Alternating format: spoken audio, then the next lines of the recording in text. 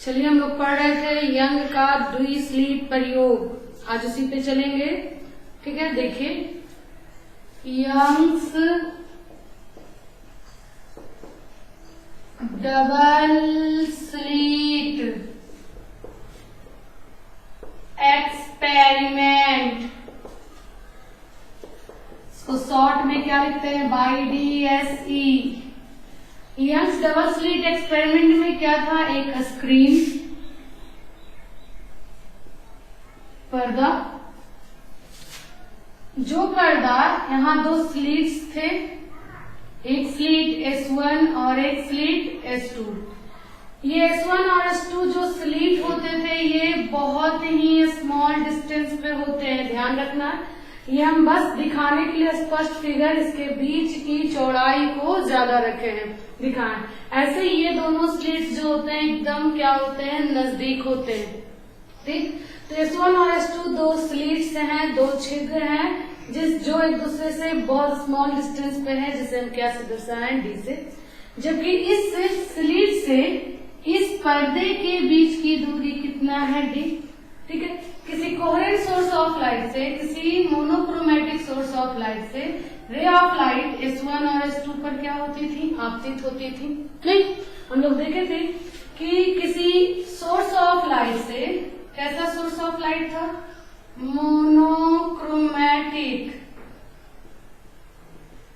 Source of light, एक वर्णी प्रकाश स्रोत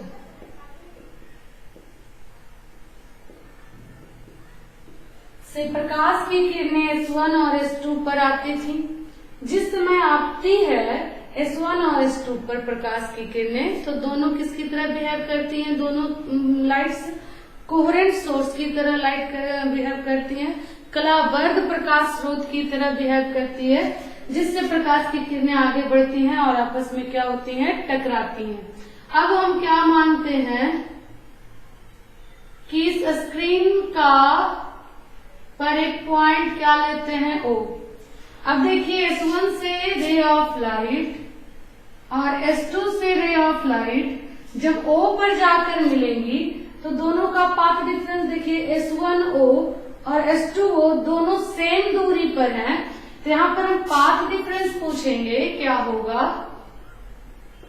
तो आप देख रहे हो कि S1 से O की दूरी और S2 से O की दूरी बराबर है, तो पाथ डिफरेंस क्या हो जाएगा, 0। जब पाथ डिफरेंस 0 है तो फेज डिफरेंस का फॉर्मूला होता है 2π/λ इंटू डेल्टा एक्स। जब डेल्टा एक्स पाथ डिफरेंस 0 है तो फेज डिफरेंस भी क्या होगा, 0। और जब फेज डिफरेंस 0 होता है तो आप जानते हो कि वहां पर क्या मिलता है, मैक्सिमा मिलता है, मतलब वहां पर ब्राइट फ्रिंज मिलते हैं। तो हम देख लिए कि O पॉइंट पर हमें कौन सा फ्रिंज मिलेगा, ब्राइट फ्रिंज, यानी ये सेंट्रल मैक्सिमा होगा, ये केंद्र का मैक्सिमा मिलेगा आपको, जिसको कह दिए हम सेंट्रल मैक्सिमा। यहाँ पर क्या मिल रहा है आपको, ब्राइट फ्रिंज मिल रहा है। क्यों ब्राइट मिला, क्योंकि S1 से O की दूरी और S2 से O की दूरी क्या है, बराबर है। तो दोनों के बीच का पाथ डिफरेंस, दूरी का अंतर 0 होने के कारण पॉइंट O पर आपको कैसा फ्रिंज मिला, ब्राइट फ्रिंज मिला।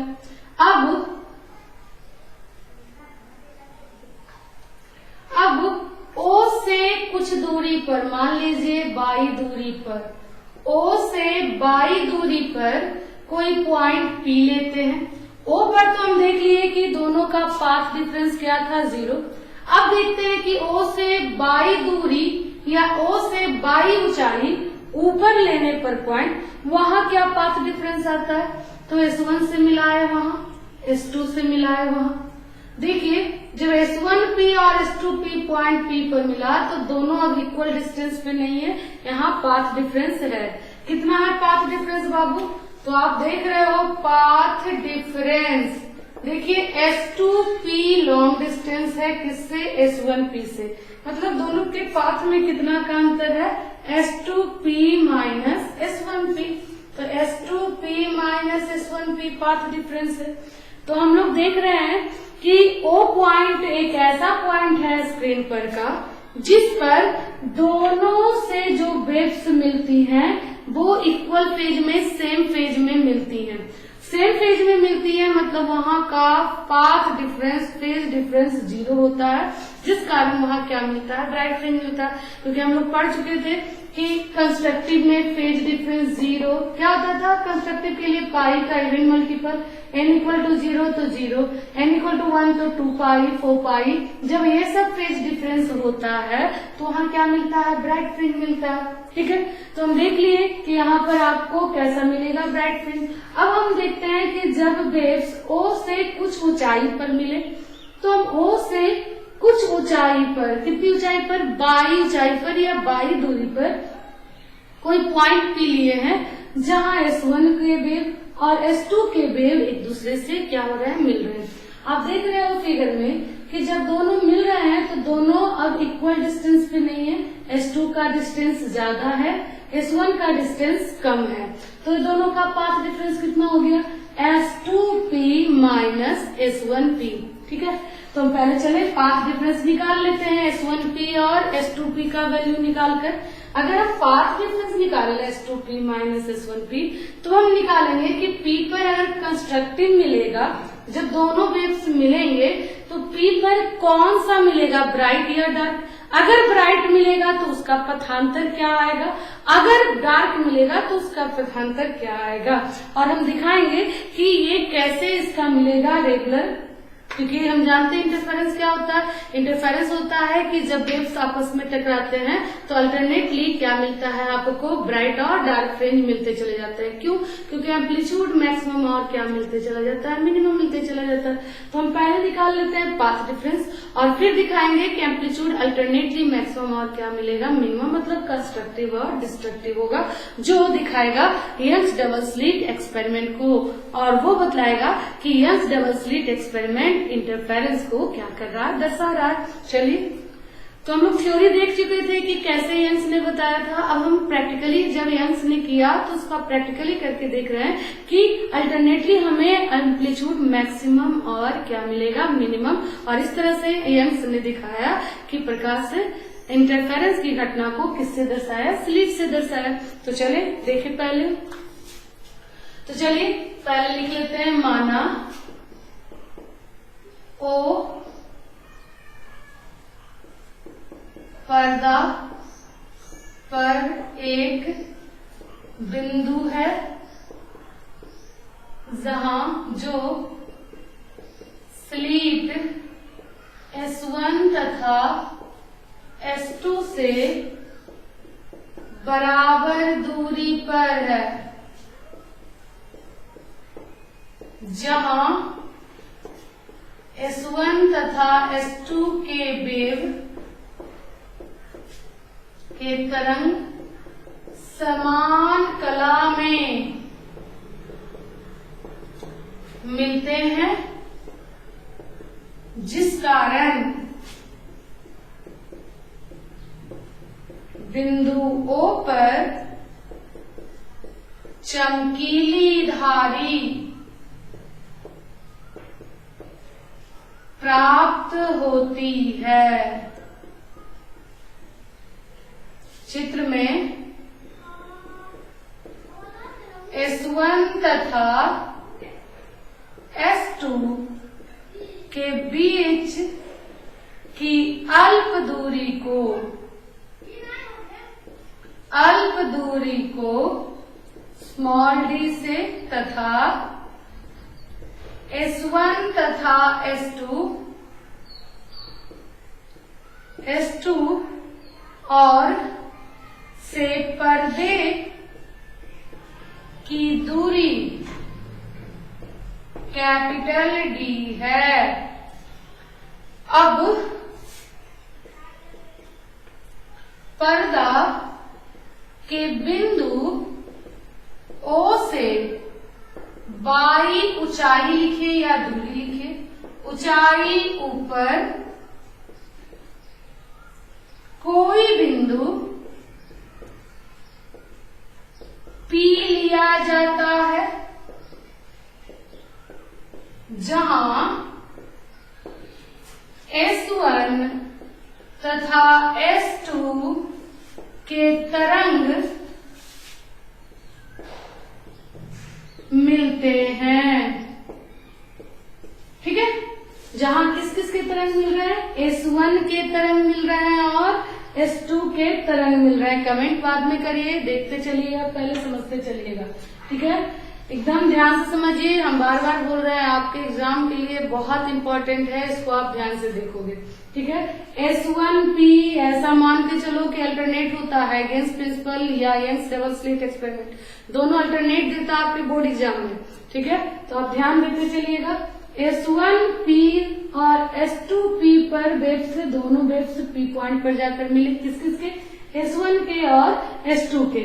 तो आप मिले तो हम देख रहे हैं कि दोनों के बीच का पथांतर कितना है,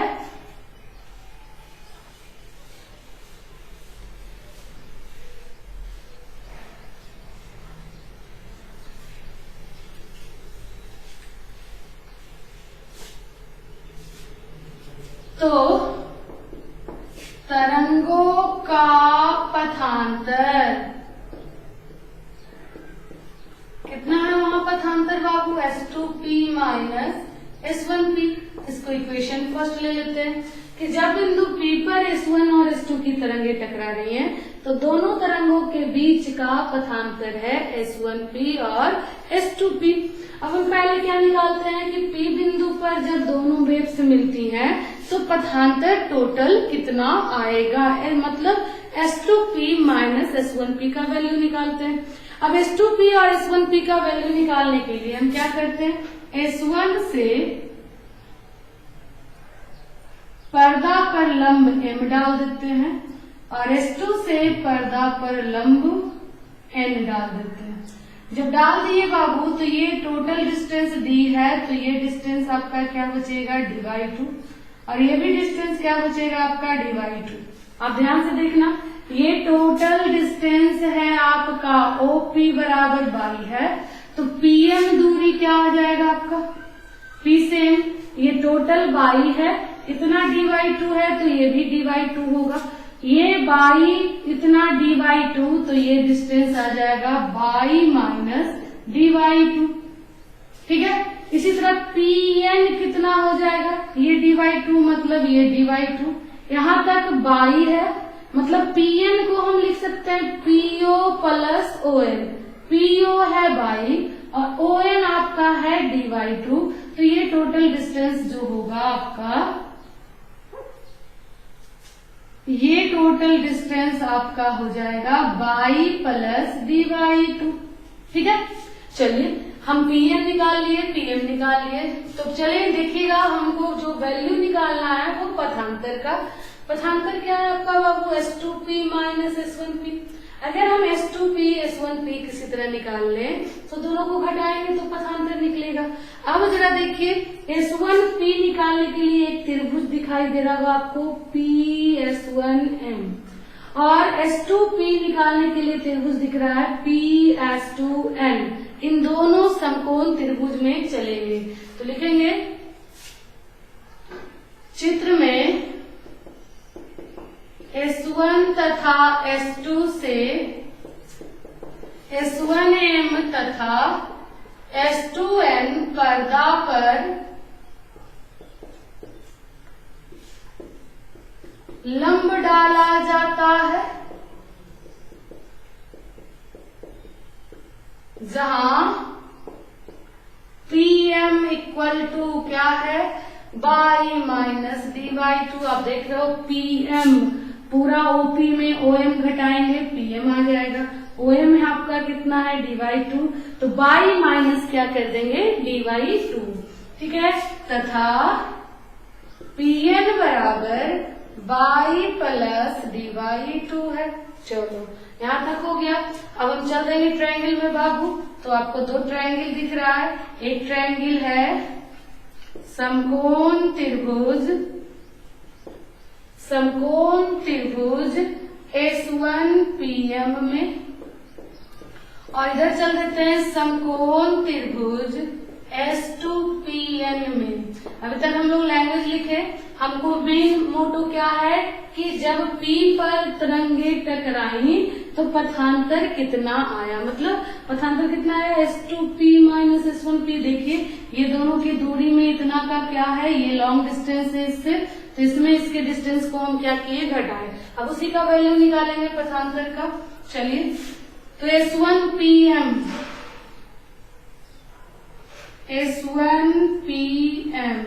ठीक है, आप देख लो S1PM ये है P आपका और यहाँ है S1।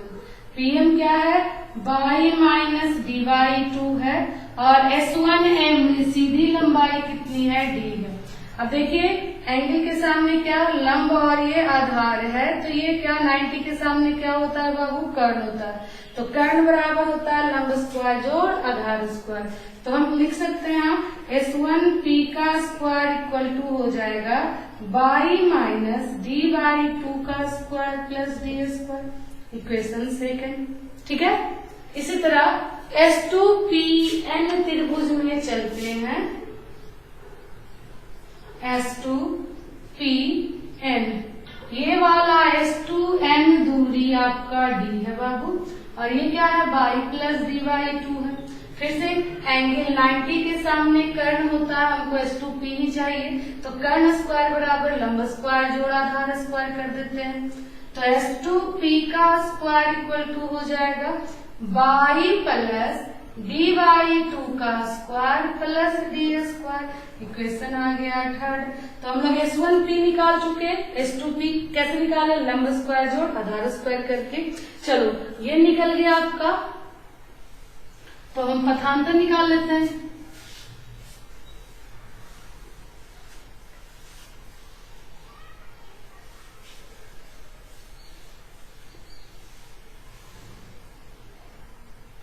तो इसीलिए समीकरण चल दीजिए किससे, सॉरी पहले पथांतर निकालिए। पथांतर आपका क्या था, S2P माइनस S1P, तो इसी का वैल्यू निकालना है। तो हम क्या करते हैं, इक्वेशन थर्ड जो आया और सेकंड जो आया आपका उसको घटा देते हैं। तो कर देते हैं इक्वेशन थर्ड माइनस सेकंड, तो घटाइए S2P का स्क्वायर माइनस S1P का स्क्वायर।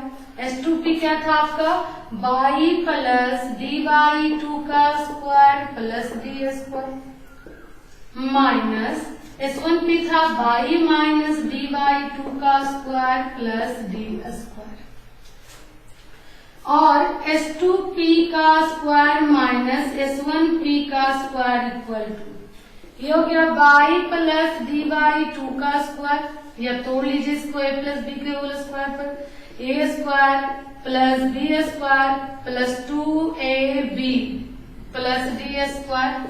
यहाँ माइनस इसको तोड़ लेते हैं a माइनस बी के होल स्क्वायर पर, तो by square D square by 4 minus 2 by dy2 plus D square. ठीक है, और S2P square minus S1P square equal to by square D square by 4 plus 2 by dy2 plus D square. Bracket तोड़ेंगे तो जो minus है वो plus, जो plus है वो क्या हो जाएगा माइनस। तो चलिए हम लोग तोड़ लेते हैं। तो minus by square minus D square by 4 minus minus plus 2 by dy2 minus D square minus D square plus D square by square ये कट गया। ठीक है, और S2P का स्क्वायर माइनस S1P का स्क्वायर इक्वल टू आ गया 2 by D, काट लीजिए यहाँ भी, तो बाई डी मिलकर हो गया 2 बाई डी। ठीक है, और इसको तोड़ दीजिए a square minus B square पर, तो a minus B into a plus B बराबर 2 बाई डी, इसलिए S2P माइनस S1P बराबर 2 बाई डी बटा S2P प्लस S1P, ये आपका आ गया। यही हमको चाहिए कि S1 और S2 से तरंगे P पर गई तो दोनों के बीच का पथांतर था आपका S2P माइनस S1P। तो हम निकाले पथांतर।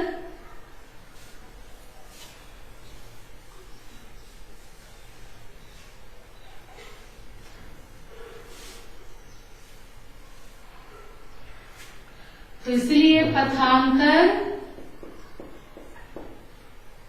S2P माइनस S1P बराबर आ गया आपका 2/d बटा S2P प्लस S1P। पथांतर को हम लोग डेल्टा x लिखते हैं बाबू, तो S2P माइनस S1P को पथांतर लिख दिए डेल्टा x बराबर 2/d बटा S2P प्लस S1P। अब आप देखो हम लोग क्या जानते हैं कि ये जो दो स्लिट होते हैं S1 और S2 ये बहुत ही स्मॉल डिस्टेंस पे होते हैं। जब स्मॉल डिस्टेंस पे होंगे तो ये S1 और S2 पे जब ये मिलेंगी तो लगभग बराबर दूरी तय करेंगी।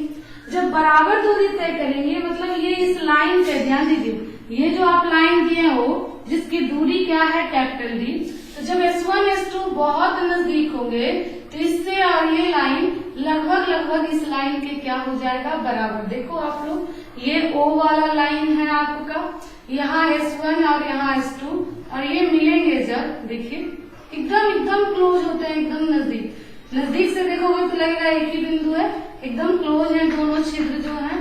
अब इससे जब मिलेगा और इससे मिलेगा तो ये लाइन लगभग क्या होंगे बराबर होंगे। किसके बराबर होंगे? तो इस डी दूरी के बराबर होंगे। देख रहे हो आप कि ये S1 और S2 छिद्र एकदम नजदीक होंगे तो ये जो लाइनिंग मिलेगा P पर वो लाइनिंग क्या होगा लगभग डी के क्या होगा बराबर होगा। तो हम लोग लिखेंगे यदि S1P यदि P बिंदु O के अत्यंत क्या होगा निकट होगा। जब P बिंदु इसके O के निकट होगा बाबू और S1 S2 छिद्र भी एकदम निकट है, आपका ये O बिंदु है सीधा और एकदम P इसके निकट होगा तो S1 से और S2 ये दूरी लगभग क्या हो जाएगी इसी के बराबर हो जाएगी। और ये दूरी कितना है आपका D है, तो निकट होगा तो S1P लगभग बराबर S2P बराबर किसके होगा D के। ठीक है, क्योंकि ये सीधी लंबाई क्या है आपका D है। चलिए D हो गया तो यहाँ रख देते हैं, तो इसीलिए पथांतर डेल्टा x इक्वल टू आ गया आपका 2/d बटा S2P के जगह D, S1P के जगह D, तो 2/d बटा 2d। तो आ गया आपका पथांतर डेल्टा x बाई d बटा d। यही मेन आपका काम था कि जब P बिंदु पर हम लोग देखे थे कि O पर किरणें मिली थी तरंगिस तो सेम फेज में मिली थी, पथांतर कलांतर 0 था। लेकिन जब हम O से कुछ ऊंचाई पर गए और वहां पर दोनों के बेब्स मिलाए तो वहां का पथांतर आपको आ गया बाई d बटा d। अब देखिए जरा, जैसे जैसे ये बाई डिस्टेंस आप बढ़ाओगे पथांतर आपका क्या होगा बढ़ेगा। जैसे जैसे दो छिद्रों के बीच की दूरी को आप बढ़ाओगे आपका पथांतर बढ़ेगा। अगर ये d दूरी आप बढ़ाते हो मतलब पर्दा को इससे और दूर करते जाते हो तो जितना दूर करते जाओगे पथांतर का वैल्यू उतना कम होता जाएगा, क्योंकि d क्या है नीचे है। तो क्वेश्चन पूछता है जो आप ध्यान रखना कि अगर हम पर्दे से दूरी क्या ऊंचाई बढ़ाते जाएंगे, बाई का वैल्यू बढ़ता जाएगा तो पथांतर क्या होता जाएगा, तो कहेंगे बढ़ता जाएगा। दो स्लिट्स के बीच की दूरी को बढ़ाएंगे पथांतर क्या होगा बढ़ेगा।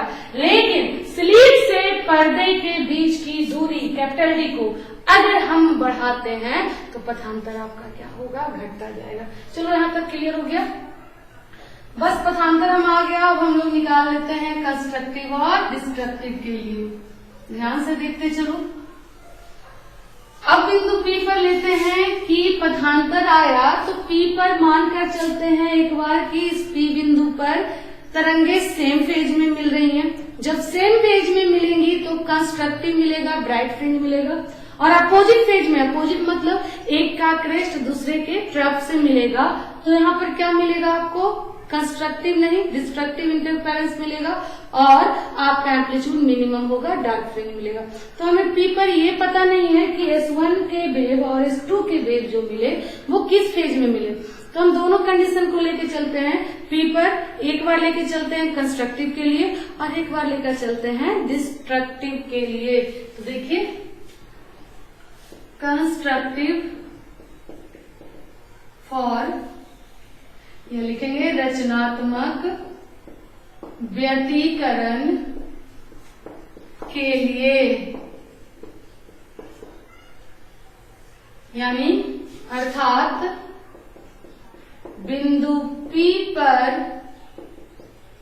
जब S1 तथा S2 की तरंगें समान कला में मिलती हो। समान कला मतलब S1 का शीर्ष और S2 का शीर्ष दोनों मिल रहा है, शीर्ष शीर्ष से या गर्त गर्त से, तो उसे हम क्या कहते हैं, समान कला में मिलती हो। चलिए, जब समान कला में मिलेगा तो क्या मिलेगा आपको, रचनात्मक। और रचनात्मक का हम पथांतर पढ़ा चुके हैं इसके पहले वाले क्लास में। आप लोग को क्या था पथांतर, डेल्टा एक्स बराबर क्या पढ़ाए थे, एन लैम्डा, डेल्टा एक्स बराबर एन लैम्डा। किस पॉइंट पर हम मान रहे हैं कंस्ट्रक्टिव मिल रहा है, P पर। तो P पर जो पथांतर आया दोनों वेव का वो किसके बराबर हो जाएगा, एन लैम्डा के बराबर। फिर से समझिए, बिंदु P पर हम मान के चल रहे हैं कि दोनों तरंगों के शीर्ष शीर्ष या गर्त गर्त आपस में मिलते हैं। जब शीर्ष शीर्ष या गर्त गर्त आपस में मिलेंगे तो आप जानते हैं एम्पलीट्यूड मैक्सिमम होगा और उस व्यतिकरण को रचनात्मक व्यतिकरण कहेंगे। और रचनात्मक व्यतिकरण के लिए पथांतर क्या होता है बाबू, एन लैम्डा होता है। तो P पॉइंट पर जो S1 और S2 की तरंगे मिली, वो पथांतर जो प्राप्त हुआ वो किसके बराबर हो जाएगा, एन लैम्डा। तो पथांतर आया कितना था, हम लोग निकाले थे, पथांतर क्या आया था बाबू, बाई डी बटा कैपिटल डी बराबर एन लैम्डा आया था। चलिए, बाई डी बटा कैपिटल डी बराबर क्या आया था आपका, एन लैम्डा। तो यहां से निकाल लो बाई बराबर, तो क्या हो जाएगा, एन लैम्डा डी बटा डी। ठीक है, अब देखो जरा, एन लैम्डा डी बटा डी, ये देखिए केमा फ्रिंज है बाबू एनमा, तो यहाँ हम एन लगा देते हैं। अब देखो जरा, जब बिंदु P पर हम देखते हैं कि किस किस पर मैक्सिमा मिलता है, तो आप देख रहे हो या यहाँ से ही कर सकते हो बाबू, बाई डी बटा डी बराबर एन लैम्डा। एन का वैल्यू पुट करते चल जाओ, 0 1 2 3 4 डॉट डॉट डॉट, आपको मिलते चल जाएगा कि किस किस पॉइंट पर क्या मिलेगा, हमको मैक्सिमा मिलेगा, मतलब ब्राइट फ्रिंज मिलेगा। चलिए, तो बाई बराबर यहाँ कर देते हैं पहले एन लैम्डा डी बटा, यहाँ रहने दो अभी, और बाई डी बटा डी, यहाँ रखिए एन की जगह 0 तो 0, 1 रखोगे तो lambda, 2 lambda, 3 lambda, 4 lambda, dot dot dot dot. हम जानते हैं कंस्ट्रक्टिव के लिए पाथ डिफरेंस किस किस पर पाथ डिफरेंस पर आता था, कंस्ट्रक्टिव 0 हम लोग पीछे पढ़ चुके हैं। ठीक है, अगर कोई नहीं पढ़े हो तो वो क्लास जरूर देखो, इसके पहले वाला लेक्चर आप लोग देखोगे, वहां हम बताए हैं पाथ डिफरेंस फेज डिफरेंस। तो पाथ डिफरेंस क्या होता था कंस्ट्रक्टिव का, एन लैम्डा।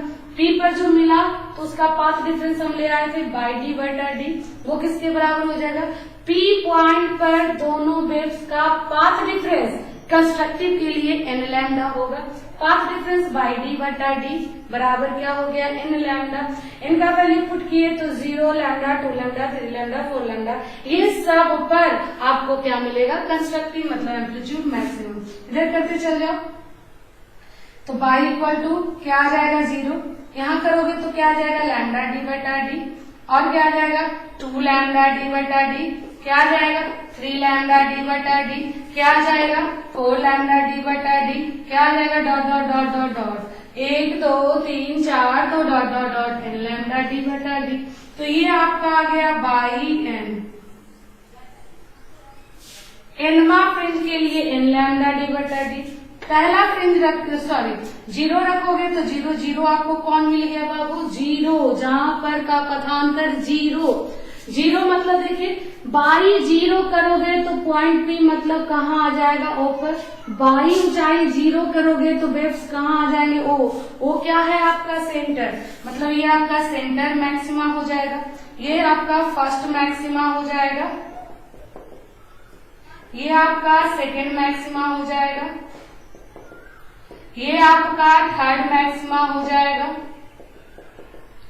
इसी तरह fourth maxima, fifth maxima, dot dot dot एंडमा मैक्सिमा आ जाएगा। तो आप देख रहे हो कि 0 पर क्या मिलता है आपको, सेंट्रल मैक्सिमा मिलता है, सेंटर, इसीलिए सेंटर हमेशा ब्राइट फ्रिंज होता है, क्योंकि सेंटर पर कौन सा हमको मिल रहा है, सेंटर मैक्सिमा मिल रहा है, कौन सा फ्रिंज मिलेगा हमको, कौन सा व्यतिकरण हो रहा है, रचनात्मक, तो कैसा मिलेगा, ब्राइट फ्रिंज मिलेगा। तो चलिए ये किसके लिए हुआ, रचनात्मक के लिए। अब हम चलेंगे जब बिंदु P पर कैसी तरंगे मिल रही हैं, तरंगे यहाँ क्या लिए बाबू की समान कला में मिल रही है। अब हम मानेंगे कि S1 और S2 से तरंगे जो बिंदु P पर जाकर मिलती थी वो विपरीत कला में मिल रही है। विपरीत कला मतलब एक का शीर्ष दूसरे के गर्त से मिल रहा है। तो जब शीर्ष गर्त मिलेंगे P पर, मतलब इसके वेव जो गए, अगर इसका शीर्ष है तो इसके जो वेव गए इसका गर्त है, तो शीर्ष और गर्त आपस में मिलेंगे तो हम जानते हैं कि क्या हो जाता है, वो डिस्ट्रक्टिव, और एम्पलीट्यूड क्या मिलता है आपको, मिनिमम मिलता है। तो हम चलेंगे किसके लिए, विनाशात्मक व्यतिकरण के लिए।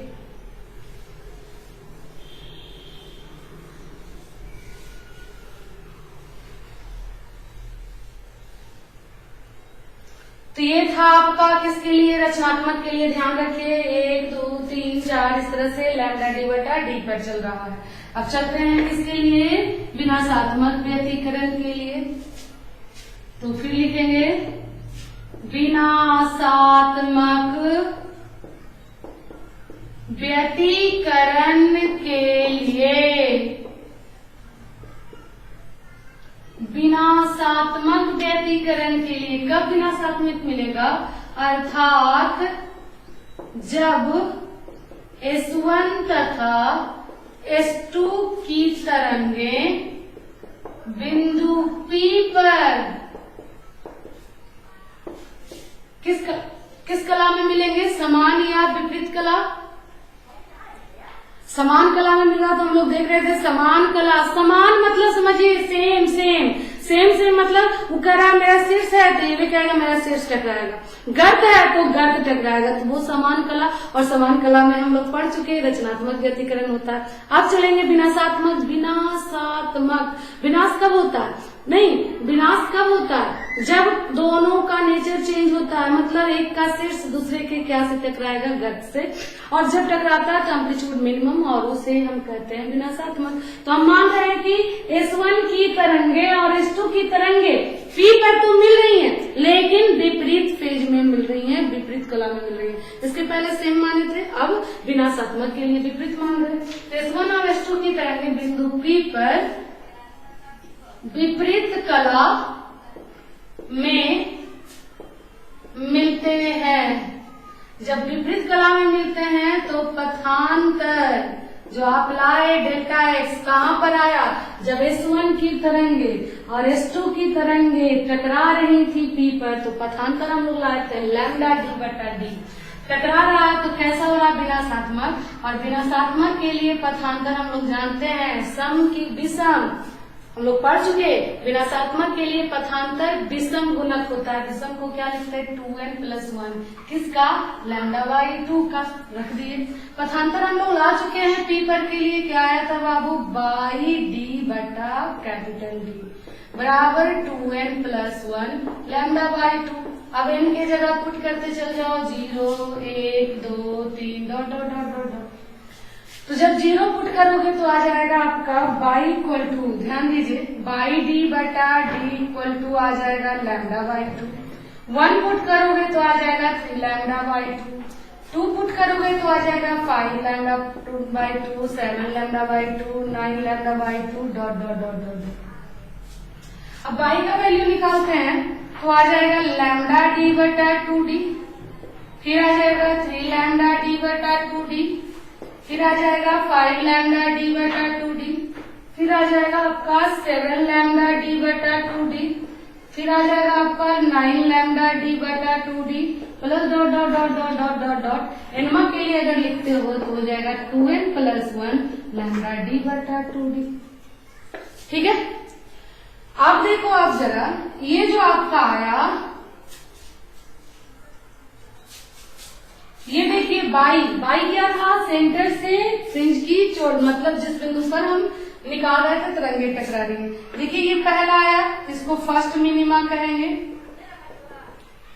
ये n बराबर दूसरा के लिए आया तो इसको हम सेकेंड मिनिमा कहेंगे। ये आपका थर्ड मिनिमा होगा।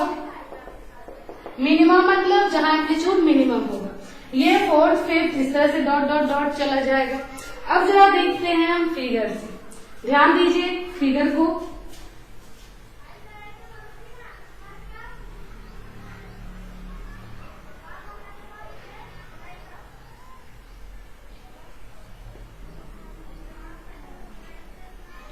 सेंटर पर हम लोग देखें क्या आया बाबू, ब्राइट फ्रिंज आया। ध्यान से देखना, सेंटर पर आपका क्या आया, ब्राइट फ्रिंज आया। अगर ये ब्राइट है, इसको हम बी से लिख रहे हैं, ब्राइट है, तो आप ब्राइट फ्रिंज के लिए देखिए किस किस पर आ रहा था bright fringe, by equal to जब था 0। देखिए यही दूरी है आपका, हम क्या लिए थे, बाई। अगर बाई 0 होगा तो ये जो दो वेव मिल रहा है वो कहाँ मिलेंगे, ओ पर मिलेंगे, जो सेंटर हो जाएगा।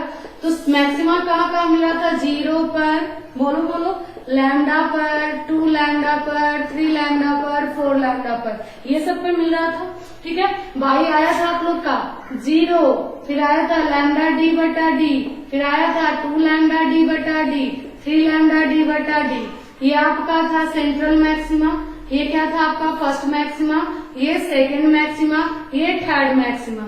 तो सेंट्रल मैक्सिमा ये हमको मिला, तो फर्स्ट मैक्सिमा फिर मिलेगा हमको, फर्स्ट मैक्सिमा कहाँ मिलेगा, चलिए यहाँ पर से नहीं तो हम इधर दिखाते हैं, इधर कम स्पेस है।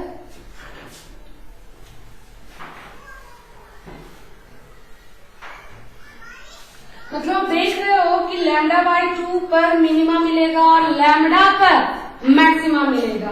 ठीक है, लैम्डा बाई 2 के ऑड पर क्या मिलेगा आपको, मिनिमा, और लैम्डा पर क्या मिलेगा, मैक्सिमा। तो चलिए इस तरह से देख लेते हैं। ये आपका पट्टी, ये है आपका मैक्सिमा, सेंट्रल, सेंटर है, तो सेंटर पर क्या मिलेगा आपको बाबू, मैक्सिमा, इस तरह। ये आपका सेंट्रल मैक्सिमा हो गया, जहां पाथ डिफरेंस क्या आया, 0। फिर अगला सेंट्रल मैक्सिमा कब मिलेगा, सॉरी पहला मैक्सिमा क्या मिलेगा, जब पाथ डिफरेंस कितना होगा, लैम्डा डी बटा डी। दूसरा ये आपको क्या मिला, फर्स्ट मैक्सिमा, ये क्या मिला, सेकेंड मैक्सिमा। ठीक है, ये क्या मिला आपको, सेंट्रल मैक्सिमा। चलिए इसी तरह थर्ड मैक्सिमा, सेकेंड मैक्सिमा पर पाथ डिफरेंस कितना पर मिला, 2 लैम्डा डी बटा डी, आप लोग देखे थे। थर्ड इसी तरह मिल जाएगा, थर्ड मैक्सिमा कब मिलेगा, 3 लैम्डा डी बटा डी पर क्या मिल जाएगा आपका, थर्ड मैक्सिमा। ठीक है, अब देखो जो डिस्ट्रक्टिव के लिए आया था आपका, देखिए तो डिस्ट्रक्टिव के लिए क्या आया था, बाई इक्वल टू क्या आया था, लैम्डा डी बटा 2d, 3 लैम्डा डी बटा 2d, 5 लैम्डा डी बटा 2d, 7 लैम्डा डी बटा 2d, इस तरह से आ रहा था। ठीक है, तो आप देखो जरा, ये लैम्डा है बाबू, तो लैम्डा 0, देखो जैसे वेव चलते हैं तो ये पूरा लैम्डा होता है, तो उसका आधा क्या होता है, लैम्डा बाई 2। तो ये दोनों के बीच में आपको क्या मिल जाएगा, lambda by 2, lambda by 2, lambda by 2 equal to क्या हो जाएगा, लैम्डा। तो ये जो मिलेगा आपको, ये पाथ डिफरेंस, ये क्या मिलेगा आपको, लैम्डा डी बटा 2d, लैम्डा डी बटा 2d, लैम्डा बाई 2, लैम्डा का आधा क्या होगा, लैम्डा बाई 2, तो आधा और आधा। तो फर्स्ट मैक्सिमा और सेंट्रल मैक्सिमा के बीच में आपको क्या मिल गया, फर्स्ट मिनिमा, फर्स्ट मिनिमा मिल गया, नहीं क्या मिल गया आपको, फर्स्ट मिनिमा। ध्यान दीजिए, फर्स्ट मिनिमा। फिर सेकेंड मिनिमा कितना हो रहा है, 3 लैम्डा बाई 2। देखो तो बाबू, ये लैम्डा बाई 2 है, जिसको हम लिख सकते हैं 2 लैम्डा डी बटा 2d।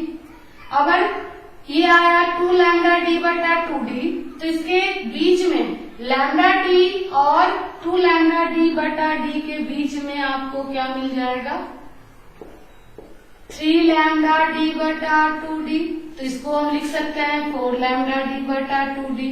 काटोगे तो वही चीज आ जाएगा। तो आप देख लो कि दो मैक्सिमा के बीच में फिर से क्या आ गया, मिनिमा। तो ये फर्स्ट मिनिमा आया, ये क्या आया आपका, सेकेंड मिनिमा आया, नहीं।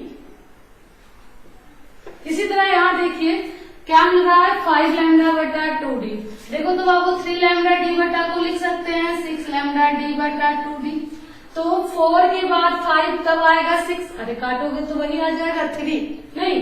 तो देखिए 0 lambda by 2, 2 lambda by 2, 3 lambda by 2, 4 lambda by 2d, तो अभी आ जाएगा 5 लैम्डा डी बाई 2, तो 6 लैम्डा डी बाई 2d।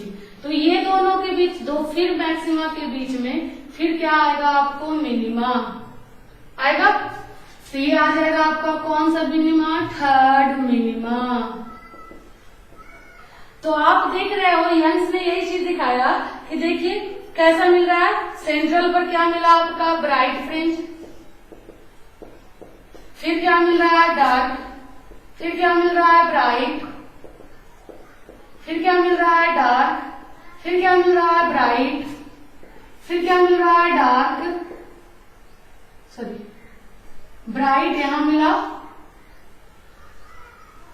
ये आया डेल्टा एक्स बराबर 5 लैम्डा डी बटा डी, ठीक है। ये क्या मिला आपको, डार्क, फिर क्या मिला आपको, ब्राइट।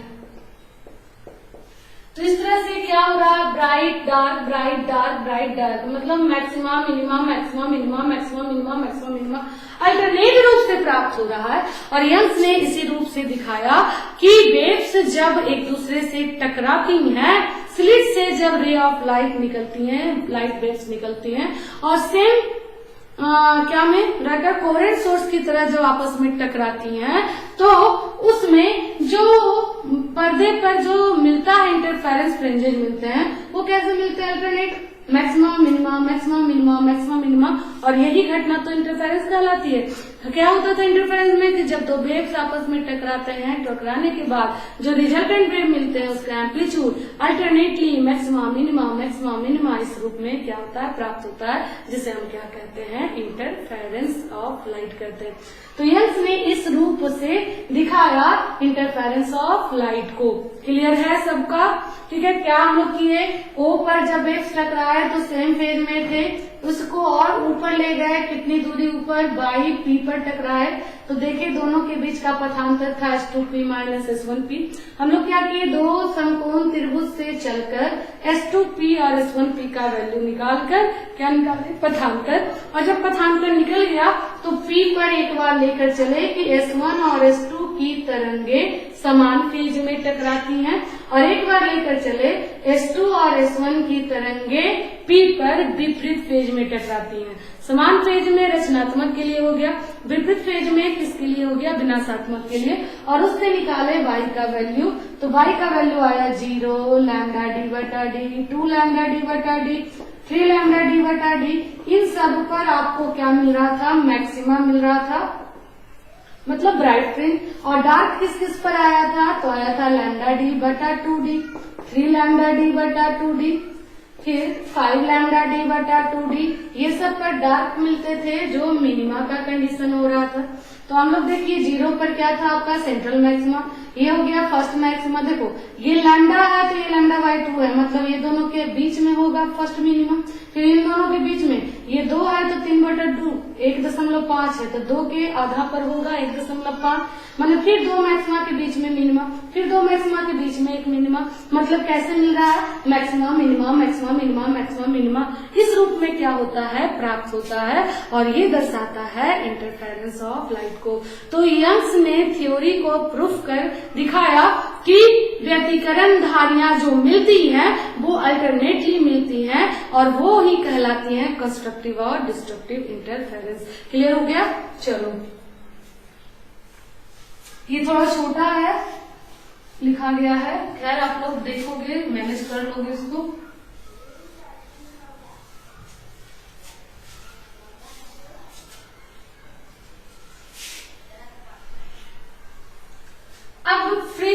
चौड़ाई, जो फ्रिंज मिल रहे थे हमें, जो मैक्सिमम मिनिमम मिलता था ब्राइट डार्क फ्रिंज, जैसे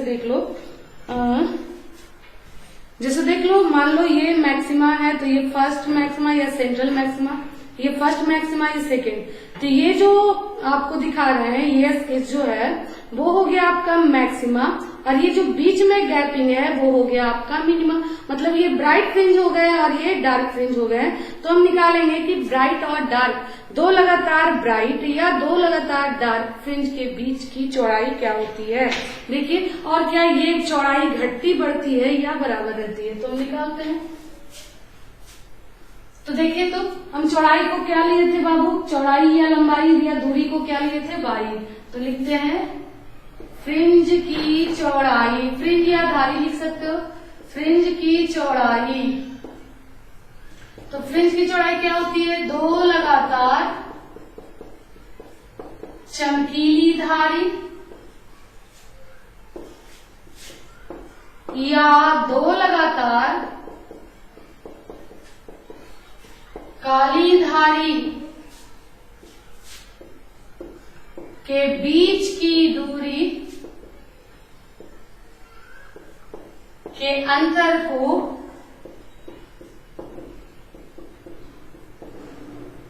फ्रिंज की चौड़ाई कहते हैं। तो देख लीजिए, चमकीली के लिए चलते हैं पहले, चमकीली धारी और दो लगातार निकालते हैं। तो आप लोग देखे थे बाई क्या आया था, 0 लैम्डा डी बटा, अरे सिंपल है, फ्रिंज पाथ डिफरेंस क्या होता है बाबू, चमकीली के लिए लैम्डा, 0 रखोगे तो 0 रखोगे तो यहाँ क्या आया था, बाई डी बटा डी था। पहला के लिए रखोगे तो हो जाएगा लैम्डा डी बटा डी, दूसरा के लिए क्या आया था 2 लैम्डा डी बटा डी, तीसरा के लिए इसी तरह 3 लैम्डा डी बटा डी, चौथा के लिए क्या था 4 लैम्डा डी बटा D dot dot dot N lambda D बटा डी। दो लगातार को घटाइए, तो दो लगातार मतलब ये दोनों का घटा, तो लैम्डा डी बटा डी माइनस 0, तो लैम्डा डी बटा डी। या ये दो लगातार को घटाइए, लगातार देखना, तो 2 दूसरा में पहला को घटाएंगे तो देखिए लैम्डा डी बटा डी, या तीसरा में दूसरा को घटाएं तो lambda D minus 2 lambda D. इस प्रकार से दो लगातार किसी को घटा रहे हैं तो देखिए, तो घट कर क्या आ रहा है, लैम्डा डी बटा डी। तो घटा रहे हैं किसी को भी दो लगातार, तो घटाइए लैम्डा डी बटा डी माइनस 0, लैम्डा डी बटा डी माइनस 0, या 2 लैम्डा डी बटा डी माइनस इसके पहले वाला लैम्डा डी बटा डी, या 3 लैम्डा डी बटा डी माइनस 2 लैम्डा डी बटा डी, या dot dot dot dot dot N lambda D बटा डी माइनस एन के पहले n माइनस 1 लैम्डा डी बटा डी। क्यों, क्योंकि दो लगातार हमको लेना है, और किसी को घटाइए क्या आ रहा है, लैम्डा डी बटा डी। तो फ्रिंज की चौड़ाई जिसे बीटा से दर्शाया जाता है वो क्या होता है, लैम्डा डी बटा डी होता है। हम देख रहे हैं कि कोई भी दो लगातार चमकीली धारी के बीच की दूरी, बीच की चौड़ाई हमेशा क्या आ रही है, बराबर। कहीं भी घटा रहे हैं, किसी भी दो को लेकर घटा रहे हैं, दो लगातार को लेकर घटाते हैं तो उसकी चौड़ाई क्या आती है, बराबर आती है। तो चलिए, ये चमकीली के लिए हो गया। इसी तरह किसके लिए चल देते हैं, काली धारी के लिए।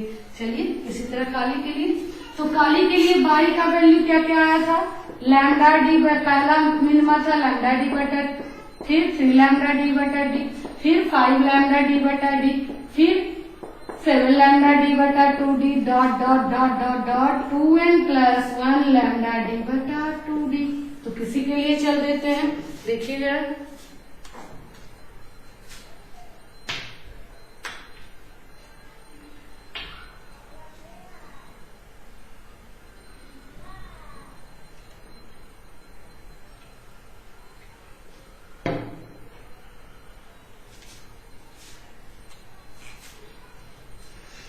तो चमकीली धारी के लिए हो गया। आप किसके लिए चलेंगे, काली धारी के लिए।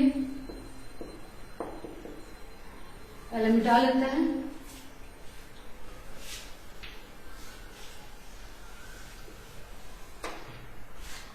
तो काली धारी के लिए, काली फ्रिंज के लिए, धारी को ही फ्रिंज कहते हैं, के लिए बीटा इक्वल टू क्या निकाल रहे हैं, फ्रिंज की चौड़ाई, धारी की चौड़ाई।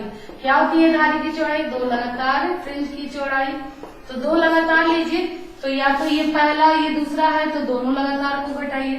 तो 3 lambda D minus 2d minus lambda D बटा 2d, या आप घटाओ 5 लैम्डा डी बटा 2d माइनस क्या 3 लैम्डा डी बटा 2d, या घटाओ 7 लैम्डा डी बटा 2d माइनस 5 लैम्डा डी बटा 2d।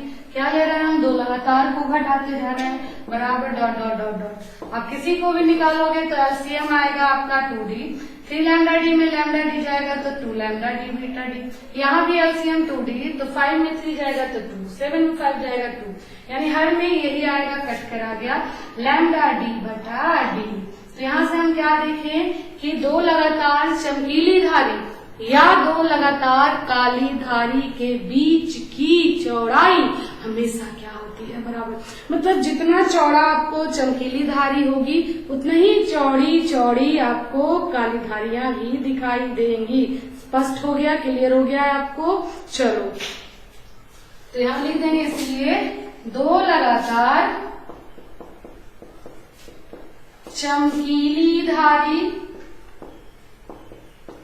या दो लगातार काली धारी के बीच की चौड़ाई हमेशा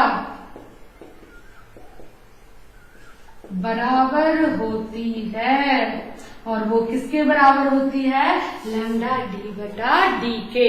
लैम्डा डी बटा डी, जहाँ डी का मान बहुत छोटा, स्मॉल डी क्या है, स्लिट S1 और S2 के बीच की दूरी, और ये दो स्लिट बहुत ही अल्प दूरी पर होते हैं, तो डी का वैल्यू बहुत बहुत स्मॉल होगा कैपिटल डी के रिस्पेक्ट में। कैपिटल डी है स्लिट से पर्दे की दूरी, ये दूरी कैपिटल डी ज्यादा होगी किसके कंपैरिजन में, स्मॉल डी। तो कैपिटल डी ऊपर, स्मॉल डी नीचे, ठीक है। क्लियर हो गया है सबको। वो फ्रिंज की चौड़ाई ऑब्जेक्टिव में भी देता है कि फ्रिंज की चौड़ाई रचनात्मक या विनाशात्मक के लिए क्या होगी, तो आपका आंसर होगा लैम्डा डी बटा डी। क्या दो लगातार चमकीली और काली धारी के बीच की चौड़ाई घटती बढ़ती है, तो आपका आंसर क्या होगा, एक समान रहता है, और वो कितना होता है, लैम्डा डी बटा डी होता है। ये बहुत इंपॉर्टेंट है बाबू, आपका हो सकता है 2021 का ये क्वेश्चन आए, इसलिए ये बहुत बहुत इंपॉर्टेंट क्वेश्चन है। इसलिए आप लोग को क्लियरली एक बार में नहीं स्पष्ट हो तो आप वीडियो को दोबारा देखकर स्पष्ट करिएगा, ठीक है। चलिए आज की क्लास यहीं तक रोकते हैं, अब इसके बाद हम लोग आगे चलेंगे और पढ़ेंगे हाइगेंस का वेव थ्योरी पर, ठीक है। तो आज की क्लास यहीं तक, ओके।